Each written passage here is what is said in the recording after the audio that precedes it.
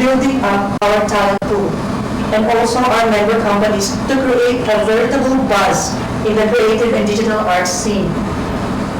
We are aware that the digital animation industry is fast moving towards a creative, diversified, and globalized knowledge process economy. The ability to fuse creative arts and technology in particular will help us achieve this objective. I hope that the creative class that you will be listening today will open a new world and business opportunities for you. I will leave the viewing of the creative works to our other speakers, and I hope from there you can see how Gonzalez and Brian Desai, the voices of Philippine animation.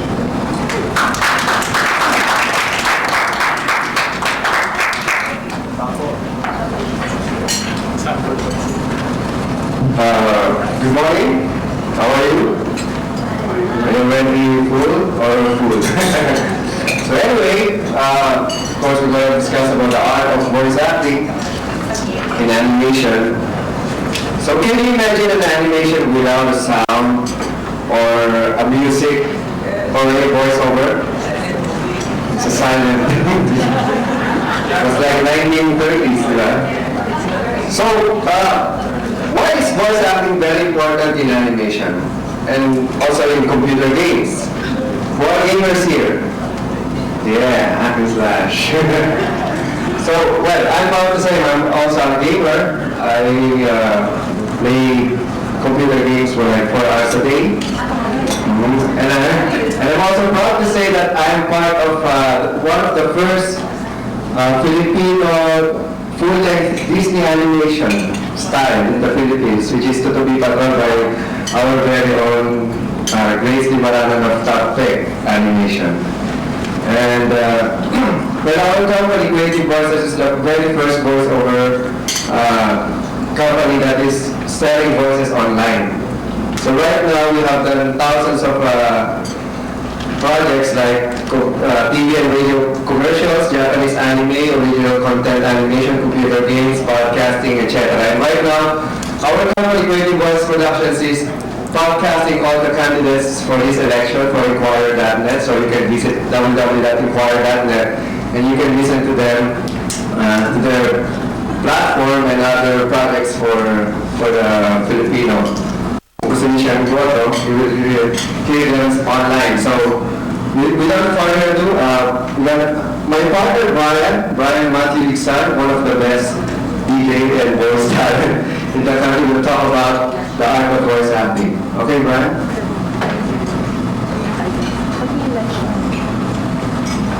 Online, the turnaround is very fast. Within 72 hours, you will have a finished product. Our transactions are usually back-to-back or through money order because we don't have any PayPal accounts here in the Philippines, unless, of course, pretty soon it comes out. So we usually do it the old-fashioned way still, through back orders and through money orders and back-to-back. So we do online style, voice style production, character and animation production.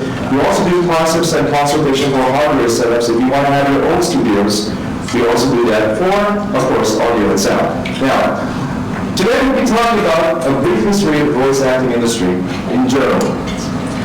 Trends of development. We got the power of voice acting, what it can do for you, for your animation. The voiceover market share in animation.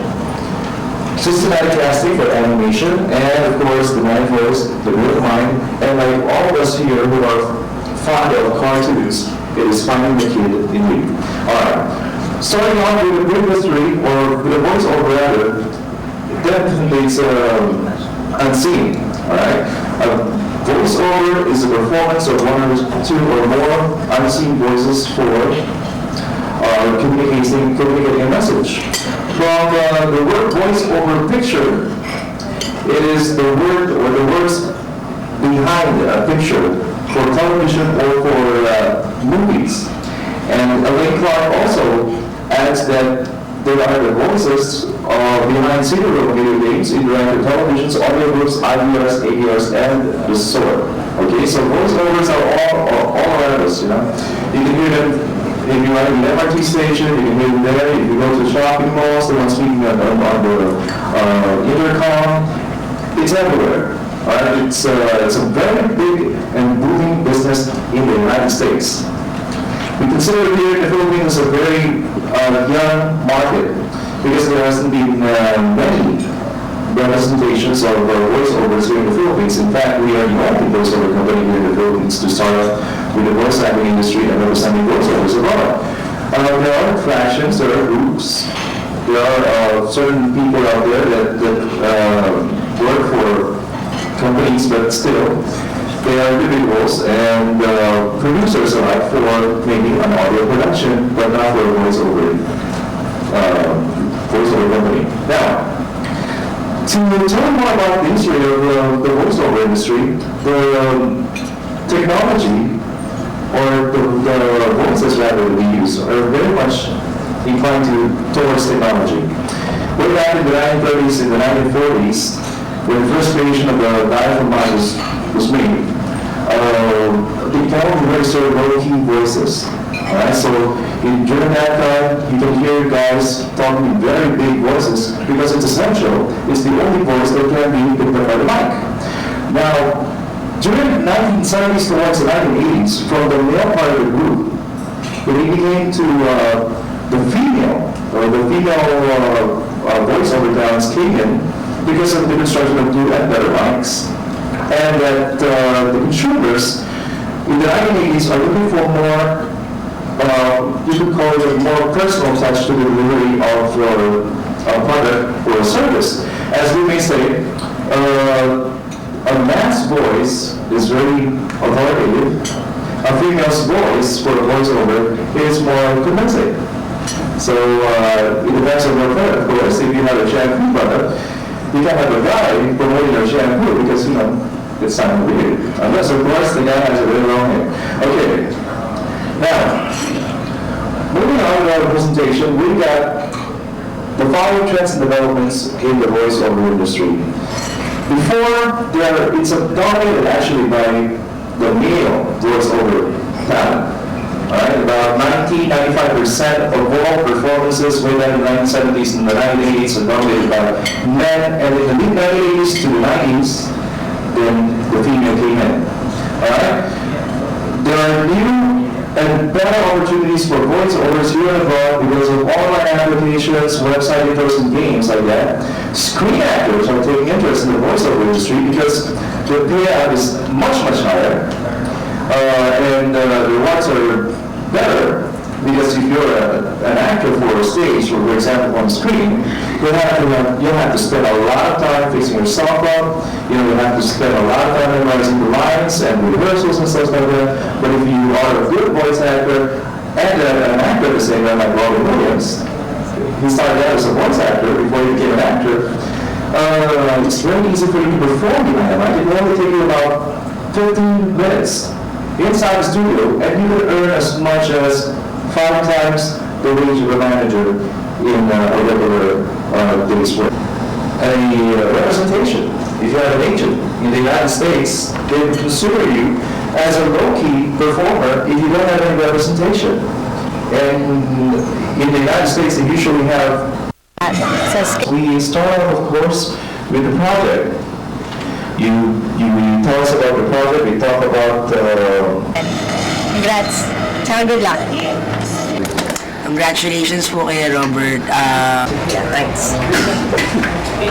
You don't mind that the media are here? No, actually what will happen is GMA7 and ABC5 will ask their questions first since they won't need a... I really do. You seem to know what you're doing. I'll just follow. Okay. A nice note of someone who knows what he's doing. Okay, so we'll have GMA7 go first. Sige. Mark, actually share ko lang ito. Soundbite lang para sa sarili namin story. Sige. We'll shoot you. Okay. Huwag mo ko tanong mga high-tech, hindi ko alam yan. Oo nga. At Tagalog tayo. Tagalog. Pero, ma'am, we observe na parang ang bagong uso na ngayon sa kampanya, high-tech, no longer the conventional na you go to the kasulukang barangay ng mga probinsya to campaign. Ganun na rin ba yung i-enjoy nyo sa sarili yung campaign? Ang ginagawa ko, Mark, pareho. Dahil ang gusto pa rin ng Pilipino, nahahaplos, natitignan, nahahawakan. nung isang araw sa Rizal, nag-side trip ako, pumunta ako, naniwala ko hindi, sa barangay Hanosa, Isla Talim, sa Bilmonan. Habang nag-motorcade lahat sa buong Rizal, nakaabot din ako. Kaya nag 15-minute, 20-minute boat ride pa ako sa isla at wala ko rin makakarating na senador doon. Doon ako nagpunta. So enjoy ako sa mga barangay. Pero enjoy din ako sa high-tech. At first time ko ngayon dito, podcasting. So it's my children, my sons who know about these things. I'm from the old school but I'm willing to learn today. So I will employ both. Pero sa tingin niyo, ano mas importante ngayon? Media warfare o itong pag-ikot pa rin? Yung media at yung sakop ng telebisyon, ng internet, ng radyo, ng lahat ng forma ng komunikasyon ay napakahalaga dahil hindi natin kaya ikutin ang 80 provinces, 1,600 cities and municipalities or 240,000 precincts, no? All over. So talagang ang media ay mahalaga. Pero hindi na maaring hindi ka nakikita, naririnig ka lang, nakikita ka sa telebisyon kung, because they want, as I said, they want to feel and see the candidate. So, importante yung kombinasyon ng pag-iikot, ng hand-to-hand handshakes, and house-to-house, even parang lokal na kampanya. At the same time, reach as many people as possible. Hindi lang yung mga Pilipino sa bansa, kundi na yung overseas Filipinos through programs like this. Sa kampanya niyo po, ano mas ginagastasan niyo? Yung sa media, katulad itong lahat na to, o yung soils? Naku, Mark, ang pinakamahalang media, mahal ba ng airtime nyo eh? Kaysa sa soils? Napakamahal naman. Paano na kami? Napakamahal ng airtime. Yun ang aray talaga. Noong 1998, nung una akong tumakbo, ay may ad ban pa nun. Kaya nun, ang gastos, halos wala. Postering. Ang aeroplano naman, sagot ng partido. Siguro yung headquarters lang, kuryente, at paggawa ng sample ballots, pero partido na rin yun. Kaya walang gastos. Ito, 80% ng gastos ay airtime. I mean, hindi airtime sa news. I'm talking about airtime ng political advertisements. Eh, syempre, kayong mga malaking stasyon, napakamahal. Yun ang talagang masakit sa bulsa. So ano pong alternative niyo na high-tech campaigning din maliban sa airtime ng television? Well, ito nga through the internet, through the what we're doing now. I will relaunch my website in the next few days also. Ano naman naga? Text Brigade. Text Brigade, yes. O, ginawa namin lang sa 2004. Nung, Valentine's Day, nag-text ako. Ako wala akong cellphone, baka hindi kita na-text. Pero yun, texting, then internet, and of course, other forms of communications. Pero ayon sa Pulse Asia, 80%, is it accurate? Still get their information from television. Ang posters nga daw, 3% na lang. Kaya hindi na ako masyadong gumagasto sa posters, ang mamahal ko yun. Campaigning has become so expensive. Parang hindi na magiging patas sa mga mayayaman na kandidato at sa mga gaya namin, simple lang, masyadong magastos na. Pero buti na lang na-cap on the number of minutes sa television at saka sa radyo. But even then, kung i-maximize mo yung gamit mo, napakamahal pa rin. Kaya ako'y natutuwa na pwede kang through the internet mag-communicate ng iyong mensahe. At siguro mas mas malawak pa dahil yung 30 seconds sa TV, 30 seconds sa radyo, ano masasabi mo, di ba? Marami dyan, sumasayaw lang. Pero dito, sa ating ginagawa ngayon ay maaring 30 minutes, 1 hour, it can be edited according to them, at maaring paulit-ulit, at marami rin na-reach. At libre. At libre. Libre ba? Yes, thank you. Salamat. Akala ko sisingilin ako eh. I'm sorry. It's iPod, what do you call it? It's podcasting. Podcasting, not iPod. Podcasting. That's what you call the... Yeah, it's derived from the iPods. iPod. You decide how do you broadcast an iPod. Siguro I should say podcasting. I should, Yeah. hindi ako sigurado kasi. Sige, ulitin ko lang yun ako.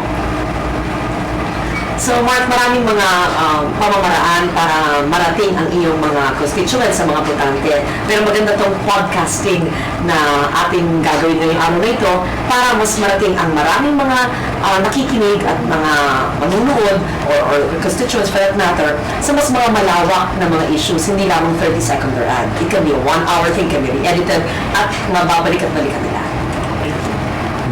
At libre. ACC, because not a lot of radio shows. If you miss your radio show, too bad for you. So what a lot of radio stations are doing is they're recording their shows for them. They put it on their website. So if you missed your favorite morning show, you can. Correct. So it's just like putting this interview we have now on the Inquirer.net website, and people can access it and listen to it instead of just reading it. Yes. And the good thing about it is the 4 million that JP was talking about is not just here in the Philippines, it's all over the Yeah. even overseas Philippines. How do you survey the 4 million? How do you know it's 4 million? I mean, if Our servers record every time you go to our website, our servers ano record. yun? Yeah. Oh, kasi kami sa TVI, may ratings yan, you know your viewership. Ito, This one, is new. yeah, because every time the server serves a page, it's recorded. It's called a page view. What's your maximum potential market for this? If it's only 4 million now, you mean anyone who's a computer around the world can actually access it? Potential. We're talking about mostly, of course, overseas Filipinos and Filipinos here in the Philippines. Yeah. So we do have percentages of who access from where. What's the demographics of this 4 million? How much are overseas workers? Majority. Majority of the 4 million are overseas. Approximately 27% of the Philippines, the rest is Ganun. 27% of the Philippines and it's around 30% US, 38%. 38% US, Filipino Americans. The rest is all over. The rest of the So actually, candidates can advertise their messages through This is the most cost-effective way actually to advertise overseas. Remember, they can vote. and it's not limited to 30 seconds, of course. No. So they generally say that, if you have a very long podcast, Yeah. People might get, you can have a very long podcast, people might tune out like 20 or 30 minutes into it, but nonetheless the potential is there. They can listen to the whole thing if they want. And I can do this from my home Yes. every day. It will be good. Sister, ha? Okay, mag-high-tech na tayo. Anak ko na akong bahala dito. There's so many people with homespun radio shows that have available podcasts. Yeah, okay. The best would be a combination. We don't normally, we take the whole thing, basically. We don't reduce it into sound bites. In fact, our tag for this thing is no sound bites, just answers to pressing questions that you wanted to ask. So, take us live. Take us live. Yeah. No editing. Okay. Actually, we'll edit your answer. Well, yeah, the ums and ahs.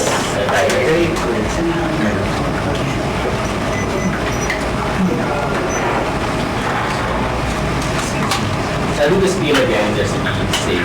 Who's first? Still be first. The recorder will ask us.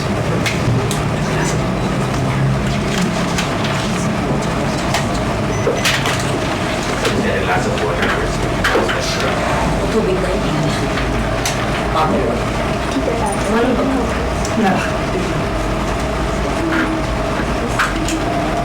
Well, thank you, JV, and it's a unique experience to be here today to do this program with you.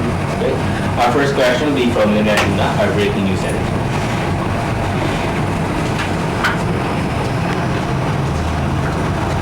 Hi, Lauren. Hi, Lynette. After the turmoil of the 2004 elections, what made you decide to get back into the political arena, especially since your protest before the Presidential Electoral Tribunal is still pending? Well, I must admit that it was traumatic. 2004, I mean, having been robbed of your victory after having campaigned for 3.5 months and spending quite a sum. When we were campaigning, you were almost sure we were going to win because of the overwhelming support shown by the people in every part of the country, even in areas where we didn't have political leaders. But the rest is history. You know what happened. We did not have the machinery to protect our votes. We were not the proclaimed candidates. But on July 23, 2004, I filed my vice presidential electoral protest. And since then, it has been moving, but very slowly. And it has cost me, just for one province alone, in Lanao del Sur, 12 million pesos. After having lost, in quotation marks, or not having to be proclaimed and spending a huge sum of money, shelling out 12 million is a very, very difficult thing to do. But I did so because my 3-year fight for truth, fairness, and justice on the 2004 elections, for me, is a principled fight. It is a fight of conviction. From the beginning, my friends and supporters said, forget it. They will not make you sit as vice president. Forget your fight. I could not do it, Lynette, because I had to pursue it to see what really happened, for me to be at peace with myself and to know what transpired in 2004. And true enough, I saw it with my own eyes. And no less than Attorney Macalintal, the lawyers, the opponent's lawyer, and Chairman Avalos of the COMELEC, and the printer of the COMELEC had admitted that the election returns in Congress of certain municipalities in the province of Lanao del Sur were actually substituted with fake or forged election returns. So what have I proven after 3 years, after 12 million pesos down the drain, after finishing just one province in a protest? I have proven just through my pilot province of Lanao Sur that indeed there was fraud in 2004 as proven in the election returns that were substituted and faked, and no less than the opponent had admitted that. And it was admitted in open court. It is in the history of the Supreme Court in the vice presidential electoral protest. With that alone, I believe I have won a moral victory. True, I may not sit as vice president. I never ever thought I would, because my resources are limited and time is also limited, and real politics, impossible. Why would they make me sit? But it was important for me to be able to wage the principled battle and to prove the fraud of 2004. Now, am I scared now? Yes. I'm traumatized. I'm scared that it could happen. And scared all the more because we don't have the machinery, even the resources, the money to protect 240,000 precincts over the country. You will need 2 billion pesos. Obviously, we don't have that. If we did not have it in a presidential campaign, how could we have it on a senatorial level? But then again, there's a NAMFREL, the PPCRV, the media, the civic groups, our local leaders who hopefully this time will not allow it to happen. But if it happens, and we are cheated of victory in May of 2007, that's a very scary scenario because it would mean the crumbling of our democratic processes. If, again, the results in May are subverted and the true votes and the true voice of the people are not adhered to, then I fear the future of this country. I'm number one in all surveys. I say that not to be modest, but as a matter of fact. Ibon, Pulse Asia, SWS. They all say I'm a runaway winner. But why am I working so hard? Why am I campaigning like it was my first time? Because it has to be so overwhelming that even if they cheat me, they can't rob me of victory. Why? Because I'm obsessed with victory? No. Because I just have to prove the point that first, to be able to serve, you have to win. And that you can win without using guns, goons, and gold just by reaching out to your constituents through media such as this that we're doing. Thank you very much. What can you say to criticisms that after fighting for the impeachment of the post President Joseph Estrada, you are now running under the opposition ticket which he has endorsed? Very good question. Let me clarify. In 2001, I was a senator. And his impeachment, because impeachment happens in the House of Representatives. Impeachment emanates from the House. It was Senator Villar, Senator Villar, then House Speaker, who banged the gavel and who impeached President Era. I did not impeach him. It was a congressman in the lower house. What we did in the Senate was to hear the case of the impeached president so that we would either vote for or against his conviction. As we all know, the prosecutors walked out, there was ensanos, and there was no conviction of the former president. I performed my role as a senator judge. I studied well, being a non-lawyer. I believe that my role in the impeachment was crucial because I was able to bring out the truth, at least part of it, in 2001. But then again, when we look back now, okay, many of us were part of EDSA-DOS, but where are everybody now? Everybody have left the administration and have gone to the opposition. Why? Because we're opposed to corruption, we're opposed to government overspending in government, of government funds, we're opposed to to things that are happening in government which is not aligned with what we believed in 2001. So I am definitely not uncomfortable that I am running with a party endorsed by former President Estrada because I have performed my role as a senator judge, impartial, as I would want to call it, in 2001. And when things didn't go right, we added with the administration, we helped install it to office, and if they did not prove themselves worthy of the mandate of the people, then I believe it is just right of us to move over and to fight against what they're doing. As you said, you were number one in practically all the surveys. So if elected or when elected, how will you define your term this time in the Senate? And basically, what Yes. bills will you be pushing for? Okay, I wish I could enumerate all my bills and laws which I authored, hundreds of them, and more than dozens of them enacted into law. But I will mention some. Specifically for the women who are listening to us right now, I'm the co-author and author and sponsor of the Anti-Domestic Violence Act.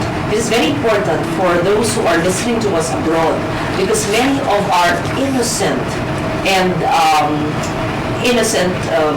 kababayans in the Visayas, in Mindanao, are lured to go abroad and they are trafficked, used as sex slaves, forced into bondage, into forced labor because they don't know any better, because they're in dire need of financial upliftment. And the Anti-Trafficking in Persons Act, which I co-authored and pushed as majority leader, had been enacted into law. And this was in fact even lauded by the U.S. government because trafficking is a syndicate even bigger than drug trafficking. And that's a trafficking in persons, human trafficking. And that's very, very important that we have a law enacted. Second, the Anti-Domestic Violence Act. Spousal abuse had been a problem in this country. Many of our women had suffered in silence for decades, either because of economic abuse, physical abuse, or even psychological or mental or emotional abuse. Before, when they would complain to the police or to the barangay captain who could knock at their door, they would say, ay, away mag-asawa lang yan. Now, the women have ammunition, and it had to take a woman majority leader, if I would say so myself, to be able to push this important measure. And when I see women crying on TV, case studies, or women have come to me and tell me, we're using your law that you have authored to defend us against abusive live-in partners, boyfriends, or spouses, then I feel good that somehow I've helped uplift the state of our women in our country. It's just two of the pro-women bills that have become laws. One other important law which I authored, which is very important to our Muslim population because we were the only country in Asia with a Muslim population that did not regard the end of Ramadan as a national holiday. And therefore, Eid al-Fitr is now a holiday. And whenever it is Eid al-Fitr, I get texts from Lower Mindanao and I say, Inshallah, Mom, because of you, Eid al-Fitr is now a holiday. In fact, my bill had twin holidays. It should have had Eid al-Adha. It was blocked by the Senate then, but I intend to make it a national holiday too. You might think, we Christians might think, oh, what's that? It's just a holiday. But to them, regarding it as a holy day is so important to them. And no less, the Saudi ambassador, the Brunei ambassador, have congratulated me for what I did in 2001. Another very important law, which I principally authored and sponsored, was the Ecological Solid Waste Management Law. Yung paghiwalay-hiwalay ng basura, the segregation of garbage at source, recycling, and composting. That's very important for any industrializing third world nation because there's money in garbage. If this policy is implemented in middle-class barangays like in Barangay Blue Ridge and in areas in Navotas and Bulacan and in Barangay Forbes Park, which is upscale, why can it be done around the country? And therefore, 6 years ago in 2001, the first law signed by then newly installed President GMA into office was my law, the Solid Waste Management Law, which has been again lauded by environmental groups. And I did not do it alone. I did this with the support of people like Dr. Pai Pai of the University of the Philippines, of Odette Alcantara, Marta Camacho, Mother Earth Foundation, who all helped me craft this law. Another very important law which I offered, which should be implemented, is a tropical fabric law. Again, it may not hit the headlines of the news, in television and print, but it's a very important law because it mandates that each government employee must wear natural or indigenous fiber, meaning piña, Philippine cotton, abaca, etc. Why is it important? Because it does not only bring back pride in culture, in heritage, but it also gives livelihood to people in the grassroots. Dahil pag magtanim ka ng abaca, ng piña, ng banana, immediately you would have a marketing outlet for all of these products because there would be a demand for these kinds of fibers which come from our native grown products. I can read to you many of the other measures which I offered, the Clean Air Act of 1999. But why do we still have smoke belchers in our highways? Ibig sabihin yan, ang LTO, calling on the LTO, have somebody does something about it. In our motorcades, I have a slight cough now because I go out of my vehicle, linalanghap ko, I'm able to sniff all the dirty, polluted air of Metro Manila because the law which I helped author with Senator Honasan in 1999 is not being effectively implemented. And that's a Clean Air Act. And it specifically mandates that the LTO, upon registration of all vehicles, must check the emission testing of all these vehicles and must not register them. But why is it that there are many mobile sources of pollution, buses, jeeps, tricycles, which get registered but do not abide by the laws of the Clean Air Act? Again, another very important law which I offered with the late Senator Ople is a PESO bill, Public Employment Service Office. Why is it important? The biggest problem of our country, millions of our countrymen are unemployed. This law mandates that each mayor must appoint a PESO officer, a Public Employment Service Officer, to match the needs of the place, the town, or the city with the talents of his constituents. Now, the Anti-Money Laundering Act, we were taken out of the blacklist from the international organizations because of our adherence to the Anti-Money Laundering Act, which I helped push as majority leader and which I co-authored as well. Again, we made very stringent measures in terms of our drug abuse program through the Comprehensive Dangerous Drugs Act, which I helped author with the late Senator Robert Barbers. Again, livelihood is so important. I saw to it that the barangay is empowered. The Barangay Business Enterprises Act looks at the need of the barangay and mandates, again, the banks like the Land Bank or the DBP, Development Bank of the Philippines, provides capital, magpapautang sa barangay so that they're given enough capital for their own livelihood. If you're not yet contented with all my bills, I can tell you more. Okay. The 70% of your listeners in the podcasting, I understand, overseas are overseas Filipinos. And our gift to them was a Dual Citizenship Act, which of course was pushed by then Senate President Franklin Drilon, and the Overseas Absentee Voting Act. Unfortunately, in 2004, not many people yet knew about this, or there was difficulty in its implementation. But hopefully now, through mailing, voting by mail, through information dissemination of the consulates and the embassies, more people overseas Filipinos can go to the respective embassies and vote. And I'd like to mention that I was part of the team that crafted this law. We even went to New York and did consultation with our overseas kababayans there. Of course, I mentioned the Citizenship Retention and Reacquisition Act, and this allows all natural-born Filipinos to reacquire their Philippine citizenship. You know, many of the Filipinos who go abroad, they may be US citizens, iba naging British citizens na, etc. But their heart still belongs to the Philippines. They want to come back. They want to have a stake in the running of the affairs of state. They want to come back and retire here.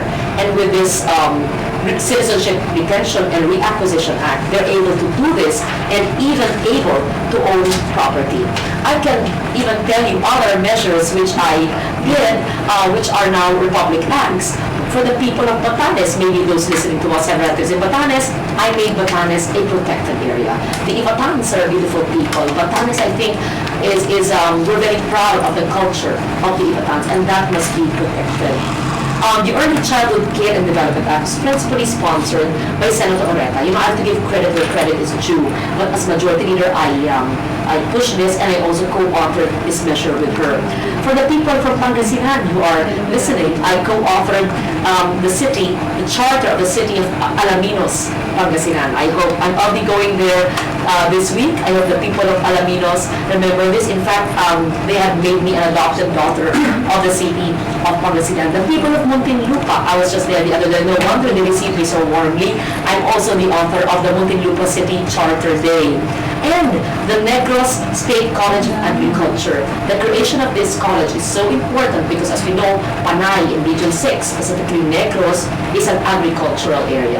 And we know that the sugar planters need more the support, and therefore we were part of the creation of this Republic Act 9141. The latest state university we also had helped in RA 9158.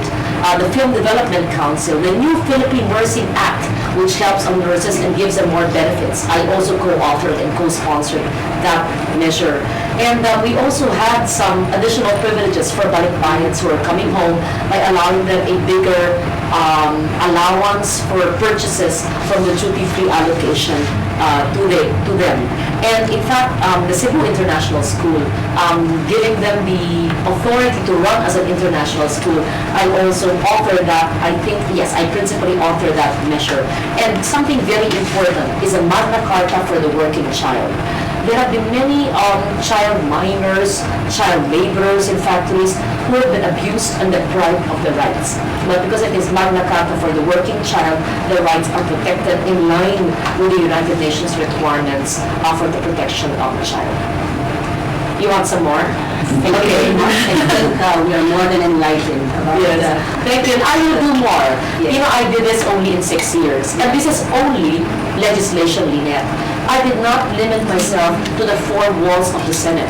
What I did was enact bills into laws which are needed by various sectors. As you can see, it's multi-sectoral, multi-dimensional. For the environment, for women, from Pangasinan to Cebu to Leyte. For the overseas Filipinos, for the Muslim Filipinos. Apart from that, what I did was also focus on projects because I'm a very impatient person. I want results to be done yesterday. And I realized that sometimes legislation takes quite a while. So what I did was I embarked on programs that did not require legislation. That is the reason why I have a scholarship program under my Libro ni Lauren Foundation, which started with a former child minor, si mga batang minero, from Paracale, Camarines Norte. I graduated 20 child minors, and it has expanded now to include items of Zambales with the Rotary Club of Makati, as well as 20 poor children from Barangay Batulao with the Don Bosco Brothers in Nasugbu, Batangas. So that's under the Libro ni Lauren Foundation. At sa awa naman ng Diyos, nakaraos ako, even if for the past 3 years I was out of office and my resources were scraping bottom with my electoral protest, I was able, through the help of friends, able to continue the scholarship of these children, and they did not stop schooling. Apart from that, we have the Luntiang Pilipinas, where we plant trees in every conceivable place. In a span of 8 years, we were able to plant 8 million trees. And you can see some of that in the North and South Expressway. In every exit you see in the South, for example, in Plaza across Brent School, the big acacia trees there were planted in 1998. If you will recall, in 97, 98, these were all empty areas full of garbage. What we did, with no government resources, underline, no government resources, through my initiative and the help of friends and sponsors and donors, we were able to plant trees and make them grow. Unfortunately, Milenio had uprooted half at least of these trees in the South Expressway, but we're continuing to replant now. Thank you very much, Lauren. Good luck in your campaign. This time, I'd like to go back to basics. Why is it that despite the laws we've enacted, people are still poor? Why are millions of Filipino families living on 32 pesos a day? Why are we importing rice? Why are we importing toyo and patis? Definitely, there's a need to improve food production. There's a need to enact laws that will put food on the table for millions of Filipino families. So my focus this time is to put food on the table. Poverty alleviation focusing on eradicating or eliminating or even reducing hunger. training programs. And third, there's a need for a comprehensive healthcare agenda. In every place I visit around the country, people always come to me and they need money to buy medicine, or local officials asking for this kind of equipment for public hospitals. There's definitely while it's difficult for call center workers now because of the 24-hour schedule and it has changed lifestyles, still it's an addition to the workforce. And it's also important that we have it here because we're proficient in English, we're a disciplined lot, as long as there's a system to it. While the entrepreneurship is important, I think I spent around from 70 to 80 million pesos, which are all donated amounts, and this included the political ads as well. For this year, For this year, I don't have a projection yet because I'm still fundraising. But it can't be, it would be similar, I guess, to the vice presidential, but maybe less because there are many people campaigning now. So a lot of people are fundraising. So for those listening and overseas Filipinos would want to donate, is it illegal to do this? They're welcome to donate. It's really very expensive, and that's what I dislike most about politics: the overspending and the tiresome campaigning, and the promise here, promise that, promise that. I just want to do the work. As you can see, I'm just a worker. I just want to create laws. I just want to legislate for different sectors. But what I don't like is the overspending, because I'll say what I said before. It's truly unfortunate. It's a tragedy for both parties. And I even went to the wake of the family and condoled with the family, who are my good friends. It's really a tragedy, and I hope and I pray that justice will be served. Along with poverty comes school buildings, the hiring of tens of thousands of teachers, and the retraining of these teachers. That would entail resources, and therefore we need to focus on that, and it is mandated in the Constitution that education must get the priority in our budget allocation. Environmental laws are violated, how our rich resources are being depleted by the lack of awareness of environmental measures existing, or simply our apathy as a people. So environmental concerns are very important. It is a gut issue. If you've seen Inconvenient Truth, it will happen in every part of the world. So really, what is more important is nationalism that over this type of migration, something you would encourage, and what type of legislation would you propose to respond to this problem? We can look at it both ways. We can look at it as a problem because it causes some issues in terms of family and the social aspect of it all, but it can also be perceived or looked at as a blessing because they bring in 12 billion a year on the whole. It is worth the money. And therefore, I think the close monitoring of the COMELEC is important, and we should maybe limit the cap on spending, maybe limit the airtime. I'm not saying to put back the political ad ban because the media will get mad at me.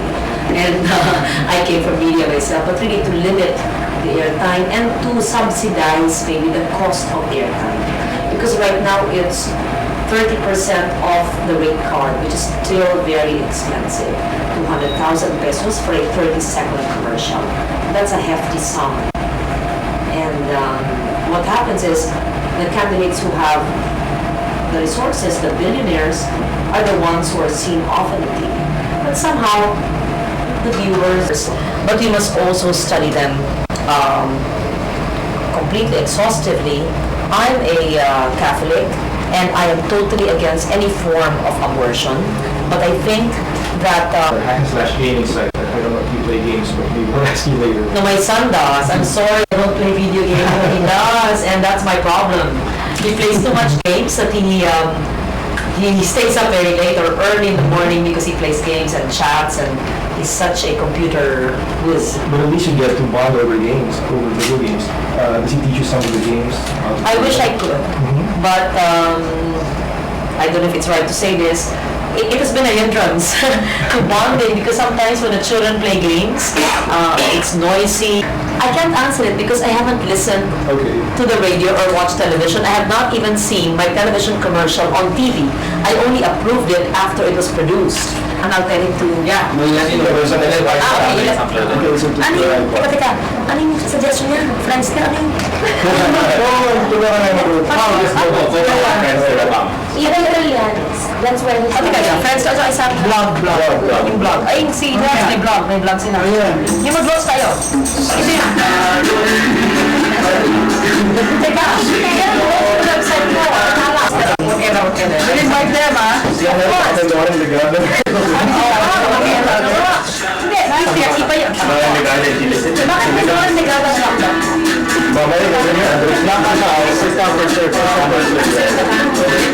Somebody can email. Some people do that and pretend to be.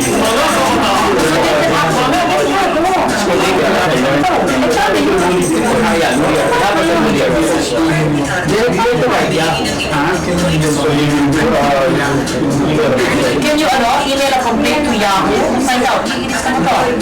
That someone is using Lauren Legarda at yahoo.com. That's not me. Eh kung mag-issue ng press release araw-araw yan, na minumura ang taong bayan. When we get stuff on email, we always call up for Ako, ang Yahoo address ni LB Legarda at yahoo.com. Hindi, LB, Lauren Green. LB na, iba na? Kasi ni-reject na yung Lauren Legarda. Hindi ko naman. That we can cover the cyber squatting. You can talk to, there's an arbitration board going on. Yeah. But next time, when you can your son to the you can even talk to someone states, ba? You can try to go get Ako si Yellow Pad.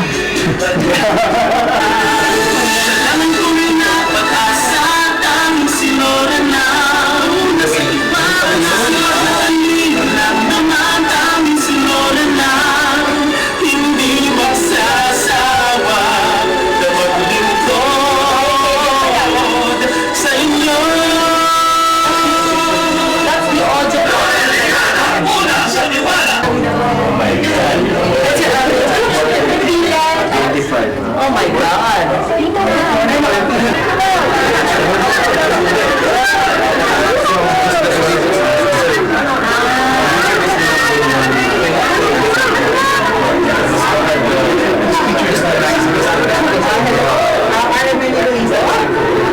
You have to interview with him actually.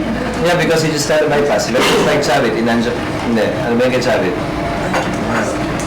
Anjab last year or something. Kung saan may operation.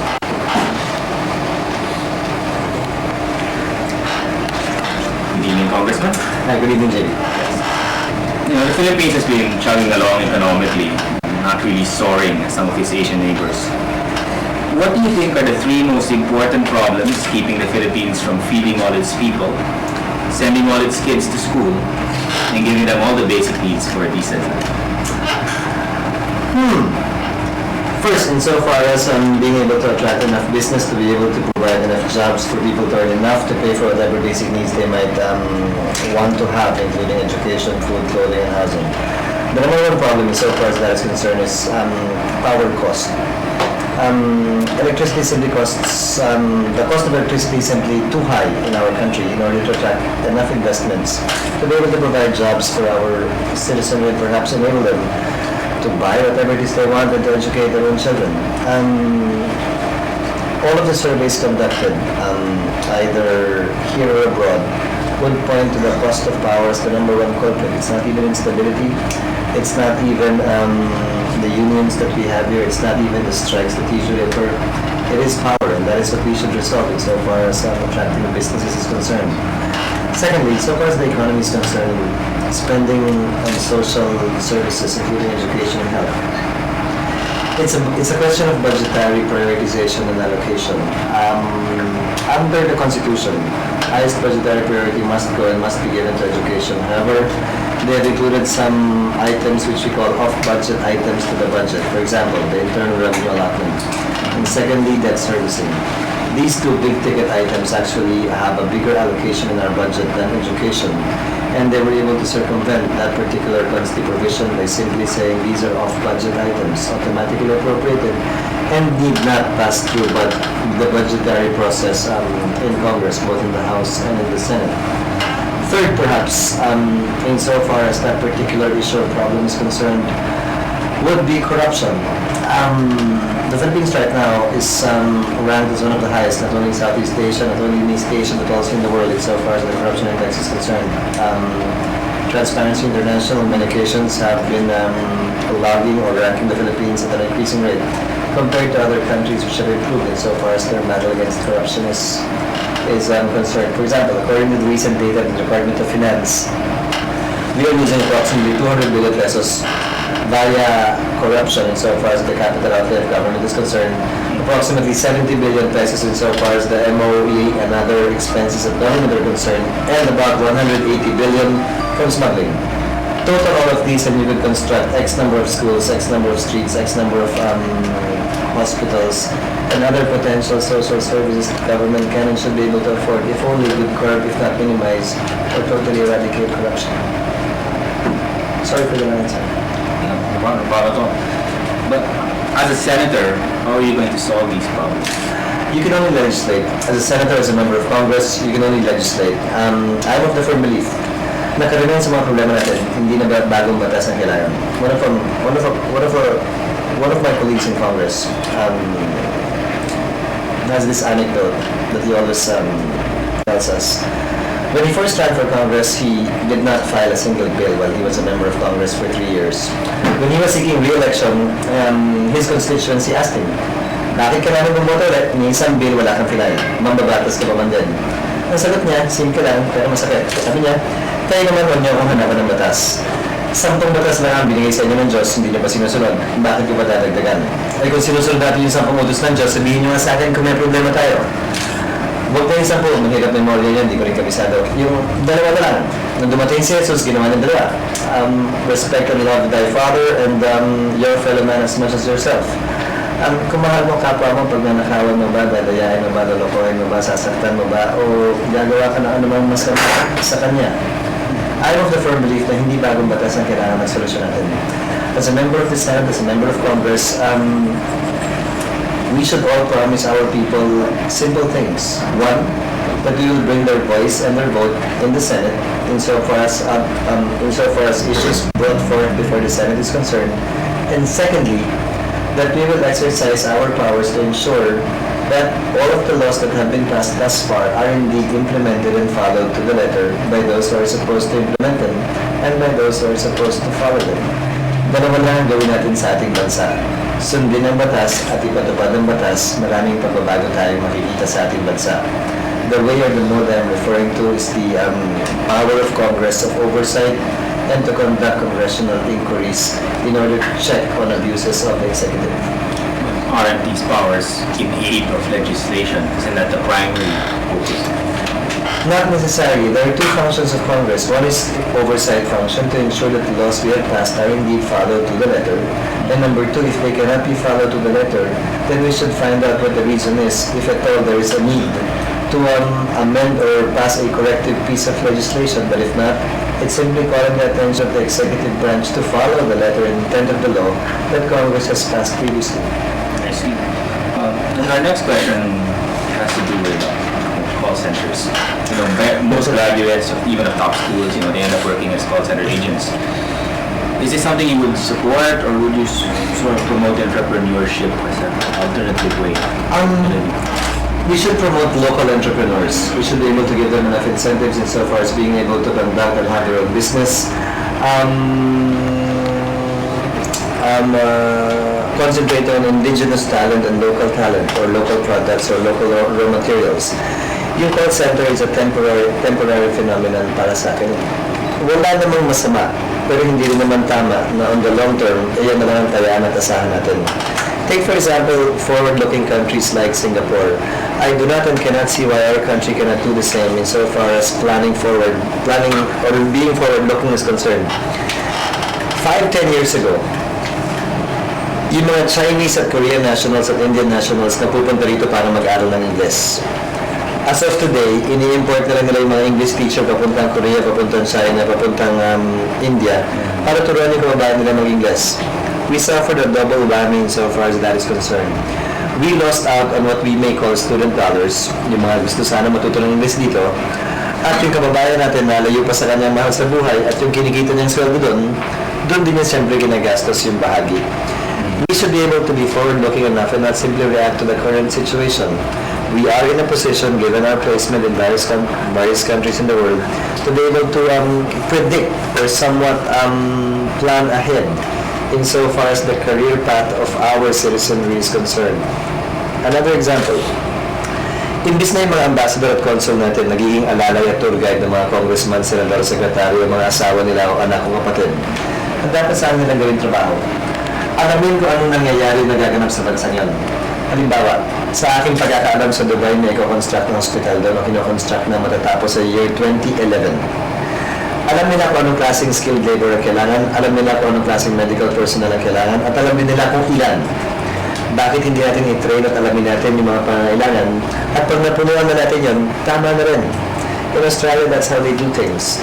They look at the career path of available professionals in the country, and whenever they find out that a particular career is being filled up, they simply communicate with the schools by increasing the quota, meaning yung average grade quota requirement for a particular course, or limiting the number of students that can take that particular course in order to redirect and direct their graduates according to the needs of their country or according to the needs of the market. Hindi natin ginagawa yan, wala tayong ginagawa kaugnay nun, pero kaya-kaya gawin natin yun. I think that's what government should do. Alberto, Inquirer.net. Hi, Brett. Hi, sir. Sir, for this campaign, how much do you intend to spend? It depends on how much money we can raise. We work on a weekly basis. We plan for 1 week, and depending on the amount of money that we can raise for a given week, we adjust accordingly. I was interviewed once and I was asked how much money I had in the bank, and that was as truthful as I could get. Of course, the interviewer did not ask me how much money I had. She asked me how much money I had in the bank. And I said 200,000. I'm of the firm belief in what Kevin Costner said in the movie Field of Dreams. If you build it, they will come. And we have thus far tried to build our campaign, build our name, build our plans and visions and dreams for the country in the hope that the support will come. But insofar as studies are concerned, the administration bets are correct. To be able to run a credible campaign, you need about 100 to 120 million pesos to run a credible campaign. Kami, nangangarap kaming ma-raise yung pondo yun, pero kung hindi man, we are willing to adjust accordingly and make the necessary changes with respect to our strategy. Sir, when you last ran for a for an elective post, how much did you spend? By far, Murani, hindi kami mabot sa maximum spending requirement limitations provided for by law. Under the law, you can only spend 3 pesos for every registered voter. Under the law, a party can only spend 5 pesos for every registered voter, cumulative.